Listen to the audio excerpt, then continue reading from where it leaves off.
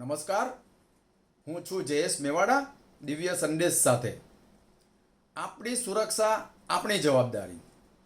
એક સજ્જન નાગરિક તરીકે ભારે ટ્રાફિકવાળા રોડ ઉપર બિનજરૂરી હોર્ન ન વગાડીએ, ઘોંઘાટ ન કરીએ, જોરશોરથી હોર્ન વગાડી અન્ય વાહન ચાલકોને પરેશાન તો નહીં જ કરીએ. અને હવે આજની મુખ્ય ઘટનાઓ પર એક નજર.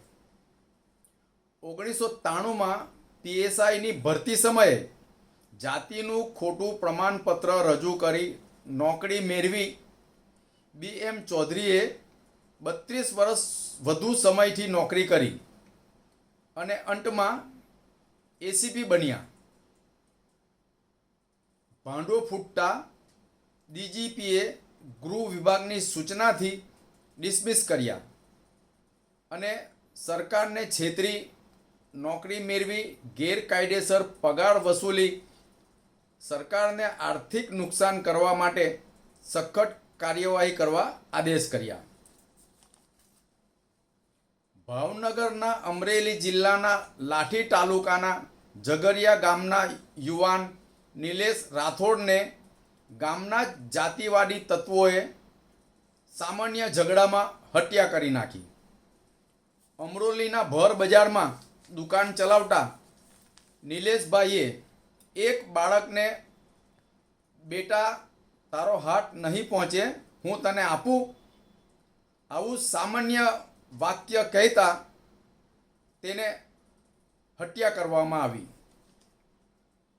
જેથી દેશમાં આજે પણ જાતિવાદ યથાવત છે તેવું લાગી રહ્યું છે. સુરત શહેરમાં ગોળીબાર કરવો હવે સામાન્ય વાત બનતી જાય છે. ફૂલવાડીના સમીર માંડવા ઉપર ફાયરિંગની શાહી સુકાઈ નથી, ત્યાં ગોડાદરા વિસ્તારમાં ભર બજારમાં અને ટ્રાફિકથી ભરચક એરિયામાં યાર્ડના વેપારીને પાછળના ભાગે ગોળી મારી હત્યારાઓ પલાયન થઈ ગયા. સચિન ગ્રામીણ બેંકમાં અજાણ્યા શખ્સે પિસ્તોલ સાથે ધસી આવી કેશિયર સહિત સ્ટાફને બંધક બનાવી રૂમમાં પૂરી દઈ ₹3.76 લાખની સનસની લૂંટ કરી. ફરાર થઈ ગયેલા લૂંટારુઓને પકડવા પોલીસ ટીમો બનાવી શહેરમાં નાકાબંધી કરી છે. બસ આજે આટલું જ. નવા સમાચાર અને નવી ઘટનાઓ સાથે ફરી મળીશું. ત્યાં સુધી રજા આપશો. જય હિન્દ.